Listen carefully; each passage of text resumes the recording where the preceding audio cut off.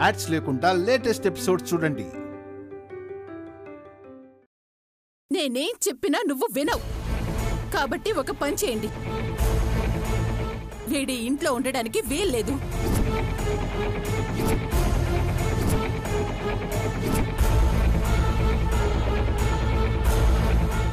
ఎలాగూ కడుపులో బిడ్డ పోయిందని ఇది బాధపడుతుంది కదా, పైగా వచ్చి మన కొంపలో చేరారు కదా. ఆ సంపద బిడ్డే కాబట్టి వాళ్ళక బిడ్డనిచ్చి పంపించేయండి. మనకే గొడవ ఉండదు.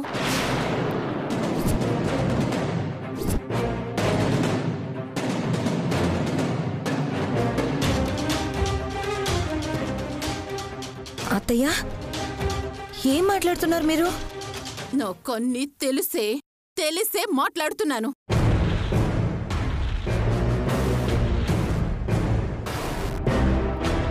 ఏం తెలుసమ్మా? ఏం తెలుసని మాట్లాడుతున్నావు? వాడు మా బిడ్డ కాకపోవడం ఏంటి? వాడు మీ బిడ్డ కాదురా. ఎలాగూ బిడ్డ పోయి బాధపడుతుంది కదా. ఇది వాళ్ళకి వండించి పంపించేయండి. ఏ గొడవ లేకుండా పోతుంది.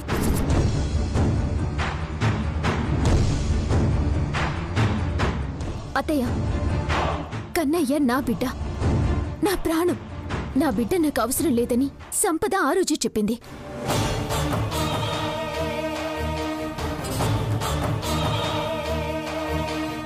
ఈరోజు కొత్తగా మళ్ళీ మీరు వాళ్ళ బిడ్డని వాళ్ళకిచ్చేసి పంపించేయమంటారేంటి? కన్నయ్య ఎప్పటికీ నా బిడ్డే. వాణ్ణి ఎవ్వరికీ ఇవ్వటం జరగదు.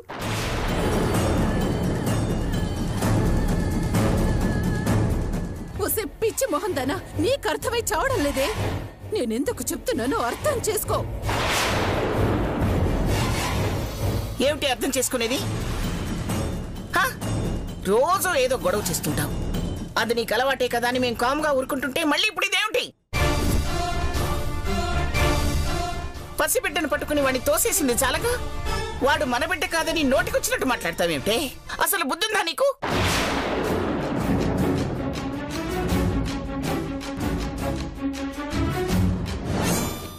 దమయంతి, భరిస్తున్నావంటే నువ్వు మా కన్న కూతురు కాబట్టి. అలాగని నువ్వేం చేసినా భరిస్తావని మాత్రం అనుకోవద్దు. బిడ్డ విషయంలో ఈ విధంగా మాట్లాడావంటే కన్న కూతురు అని కూడా చూడను. ఏమనుకుంటున్నావేమో?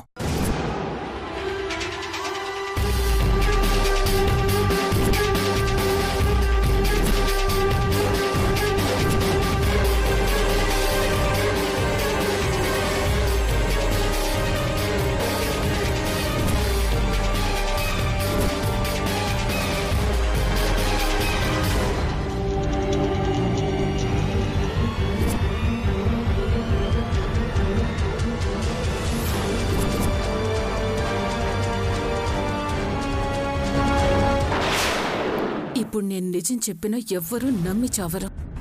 అడు తిరిగి ఇడు తిరిగి చివరికి నన్నే పిచ్చిదాన్ని చేస్తారు. ఏం చేయాలి? వీళ్ళకెలా అర్థమయ్యేలా చెప్పాలి? దమయంతి, రాను నిన్నింట్లో ఉంచడం కంటే పిచ్చాసుపత్రిలో ఉంచడం మంచిదనిపిస్తోంది. అంతే, అంతకు మించి మీరేం ఆలోచించకండి. వీళ్ళకంటే అర్థమై చావదు. కనీసం కట్టుకున్న భర్త. మీరైనా భార్యగా ఇంత చెప్తుంటే అది ఎందుకు చెప్తుంది ఏంటి అని అర్థం చేసుకోరా?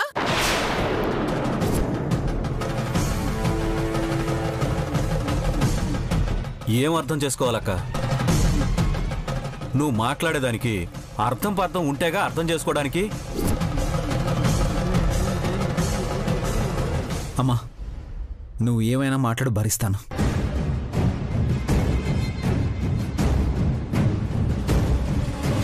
కన్నయ్య నా బిడ్డ కాదు అంటే మాత్రం ఊరుకోను.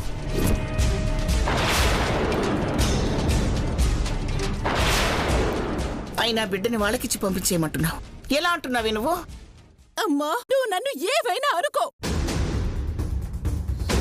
వీడైతే ఇంట్లో ఉండడానికి వీల్లేదు. కొన్నయ్యని వాళ్ళకిచ్చి పంపించేయండి.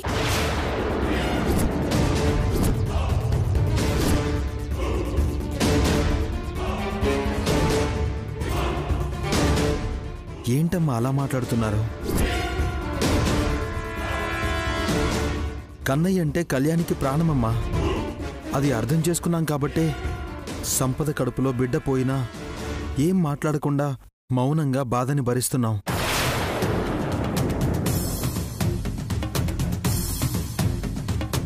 అలాంటిది ఆ బిడ్డని మాకిచ్చేయమంటారేంటి?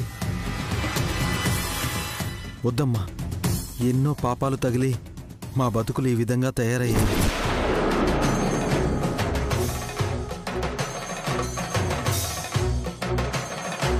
ఇప్పుడు ప్రాణం కన్నా ఎక్కువగా ప్రేమించుకుంటున్న బిడ్డని, కళ్యాణికి బిడ్డని దూరం చేసి ఆ పాపం మేం మూటగట్టుకోలేమమ్మా. ఆ బిడ్డ మాకొద్దు. ఆ బిడ్డ ఎప్పటికీ కళ్యాణి బిడ్డే.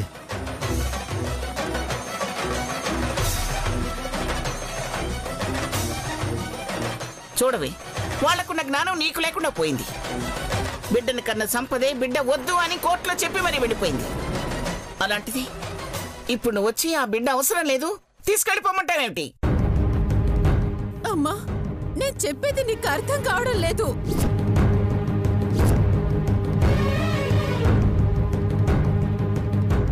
ఏంటత్తయ్య అర్థమయ్యేది?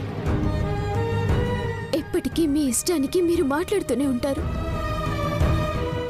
సరే అని అన్ని భరిస్తున్నాం కదా అని మీ ఇష్టానికి మీరు మాట్లాడితే ఎలా?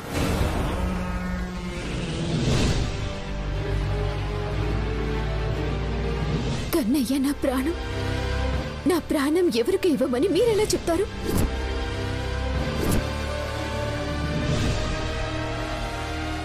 నా కన్నయ్యని వదిలిపెట్టి నేను ఉండలేను. ఉండాల్సిన రోజొస్తే ఈ కళ్యాణి ఉండదు. కళ్యాణి,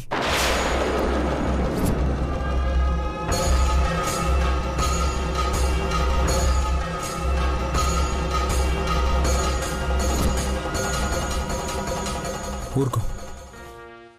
అమ్మ మాటలు పట్టుకుని నువ్వెందుకు అలా మాట్లాడుతున్నావు? ఏంట్రా మీరు? నా మాట వినరా? నా మాట నమ్మరా మీరు? ఏం నమ్మాలత్తయ్య?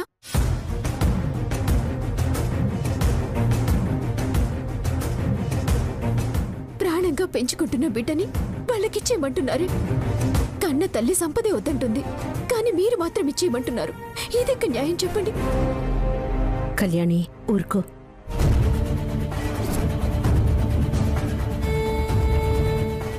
దమయంతి, ఏంటా మాటలు?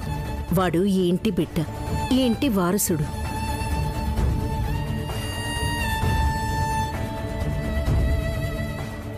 వాణ్ణెవరికో ఇవ్వడమేంటి? అది వద్దనుకున్న వాళ్ళకి. నువ్విలా మాట్లాడడం పద్ధతిగా లేదు.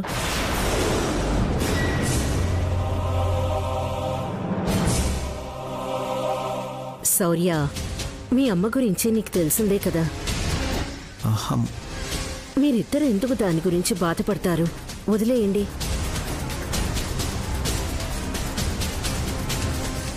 అంతే, అందరూ వదిలేయండి.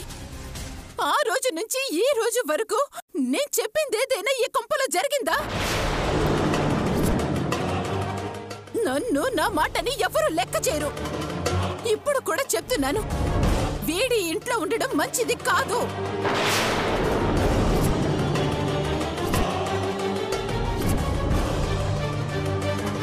వీడు మన బిడ్డ కాదు. వీడిని వాళ్ళకిచ్చి పంపించేయండి. ఏ గొడవ ఉండదు.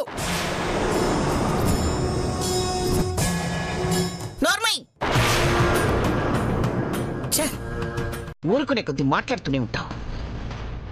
కన్నయ్య ఎప్పటికీ ఇంటి బిడ్డే.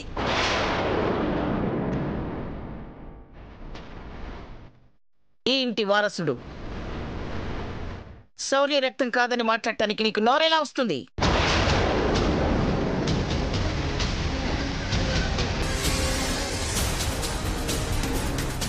శివ, దమయంతి మారిద్ది అని ఇంతకాలం ఎదురు చూస్తూ ఉన్నాం. ఇంకెప్పటికీ మారదని అర్థమైపోతుంది.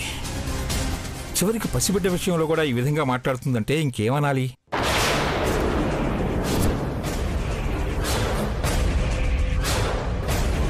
దమయంతి గురించి తెలిసిందే కదా. ఎందుకు మీరింతగా అపార్థం చేసుకుంటున్నారు? తనేదో తెలిసి తెలియక మాట్లాడుతుంటే సర్ది చెప్పాల్సింది పోయి అందరూ తన మీద కోపడితే ఎలా? అనుపమ, నువ్వు నా మీద జాలి చూపించాల్సిన అవసరం ఏమీ లేదు. ఈ కొంపలో నేను చెప్పింది ఎవ్వరూ వినరని నాకు అర్థమైపోయింది. కానీ ఒక్కటి గుర్తు పెట్టుకోండి, వీడి ఇంట్లో ఉండడానికి వీల్లేదు. వీడి ఇంట్లో ఉండడానికి పనికి రాడు.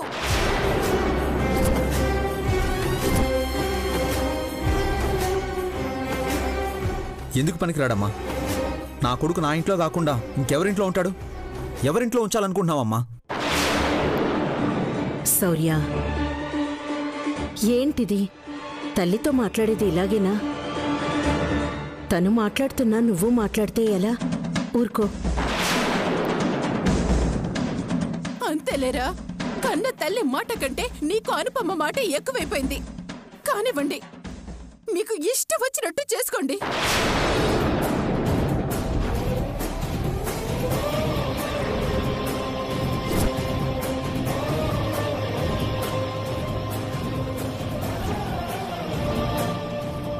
ఆ పిచ్చిదాని మాటలు పట్టించుకొని మీ బుర్రలు పాడు చేసుకోకండి.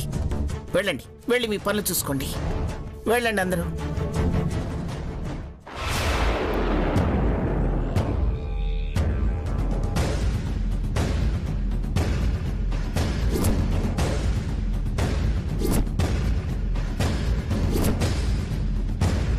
వీళ్ళెవ్వరికీ చెప్తే అర్థమై చావదు. వాడి ఇంటి బిడ్డ కాదు, ఆ సంపద సిద్ధుల బిడ్డంటే ఎవరైనా నమ్ముతున్నారా? నిజం ఇదని చెప్తే అందరూ కలిసి నన్ను అంటున్నారు, కానీ నిజం ఇదని చెప్పినా ఎవ్వరూ నమ్మరు. అలాగని కడుపులో ఈ నిజాన్ని దాచుకుని ఉండలేను. ఏం చేయాలో ఏంటో అర్థమై చావడం లేదు.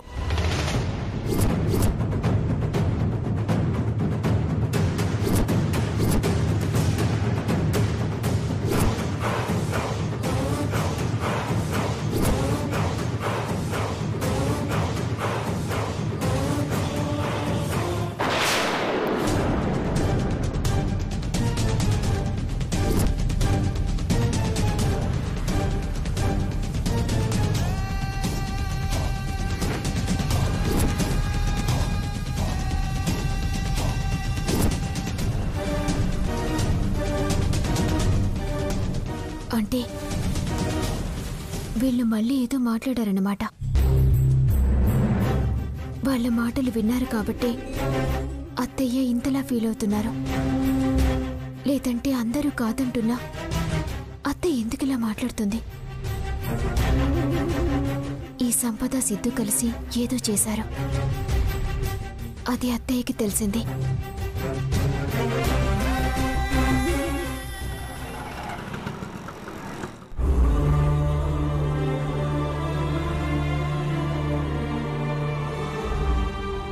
అయితే అవుతుంది. వాడే నీ బిడ్డ కాదుగా. వీడి ఇంట్లో ఉండడానికి వీల్లేదు. వీడు మన బిడ్డ కాదు. వీడిని వాళ్ళకిచ్చి పంపించేయండి. ఏ గొడవ ఉండదు.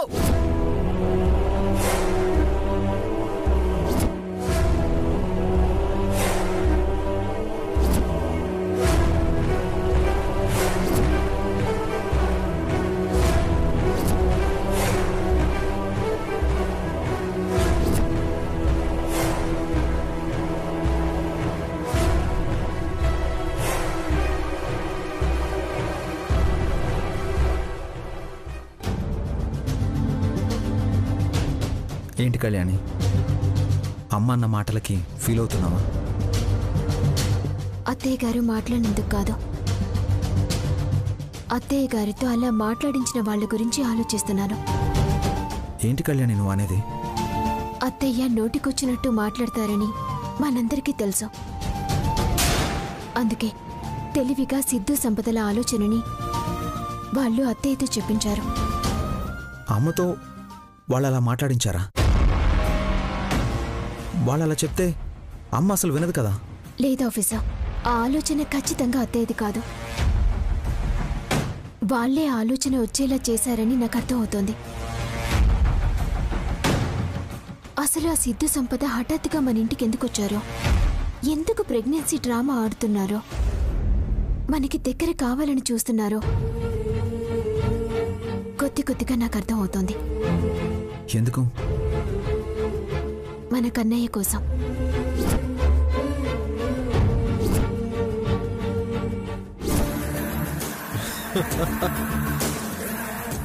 ఆట భలే మొదలైంది శామ్. మనం వచ్చింది కన్నయ్య కోసమే అయినా ఆ విషయం ఎలా మొదలు పెట్టాలి, మొదట ఆ మాట వాళ్ళ నోటి నుంచి వచ్చేలాగా ఎలా చెయ్యాలా అని టెన్షన్ పడిపోయాను. ఇక ఆ దిగులు మనకు లేదు సిద్ధు. ఆ బాధ్యత మా మంచి అత్తగారు తీసుకున్నారు కదా. మనతో పని లేకుండా అనాల్సినవన్నీ అనేశారు. అందరి మనసుల్లోకి ఆ ఆలోచన వచ్చేలా చేశారు.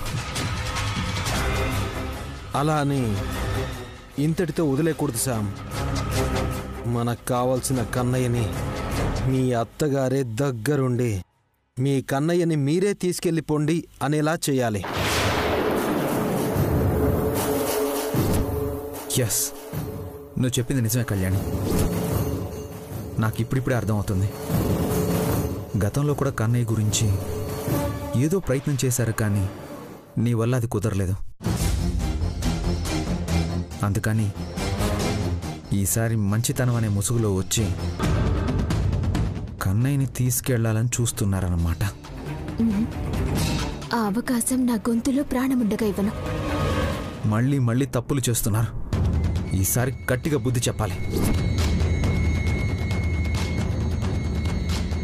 ఆలోచించి అడుగు ముందుకేస్తే వాళ్ళు మనల్ని ఏమీ చేయలేరు సిద్ధు. ఆ ధైర్యమే వాళ్ళు మళ్ళీ మన ఇంటి వైపు చూసేలా చేస్తోంది. ఈసారి ఆ ధైర్యాన్ని పూర్తిగా చంపేయాలి. ఎలా అయినా వచ్చిన పని పూర్తి చేసుకుని కన్నయ్యతో మనం ఇల్లు దాటాలి. వాడు మనతో వస్తే ఆస్తి ఆనందం కూడా అవే వస్తాయి. రాకూడదు ఆఫీసర్. ఎట్టి పరిస్థితుల్లో వాళ్ళనుకున్నది జరగకూడదు.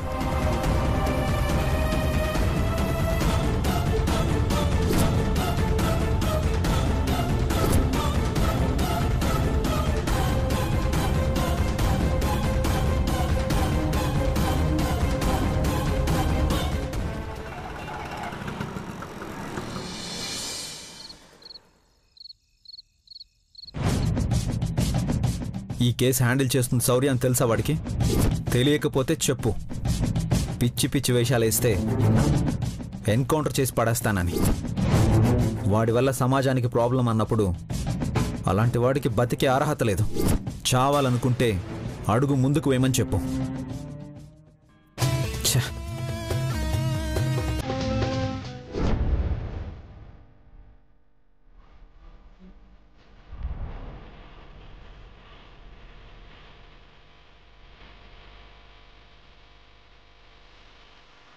ఏ కన్నులు చూడని చిత్రమే చూస్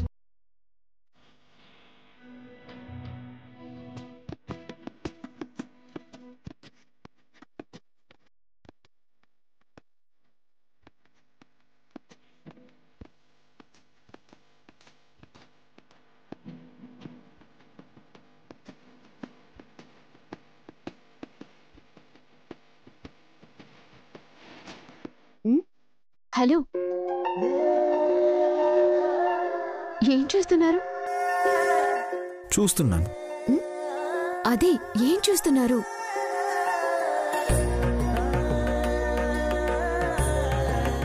అంటే అందమైన ఆ వాటర్ బాటిల్ని చూస్తున్నాను. నేనెవరో తెలుసా? తెలుసు.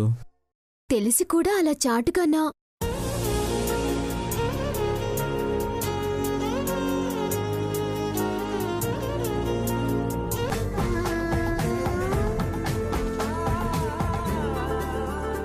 చూసారా? అందాన్ని చూడడంలో తప్పే ఉంది. అలా చాటుగా చూడటం తప్పు. నా భార్యని నేను చూడడం తప్ప? ఇష్టం లేకుండా భార్యతో భర్త తప్పుగా ప్రవర్తించినా గృహహింస కింద కేసు పెట్టొచ్చు తెలుసా? అవునా? ఇప్పుడేంటి? ఏంటి కేసు పెట్టనా? పెడతావా? ఏ బెదిరిస్తారా? నువ్వు కేసు పెడితే ఎవరికి భయం? భయపడాలి. పద కేసు పెడదు గాని. ఏంటి ఇలా దగ్గరికి వస్తున్నారు? ఎలాగో కేసు పెడతానా అన్నావు కదా, ఈలోపు టైం వేస్ట్ కాకుండా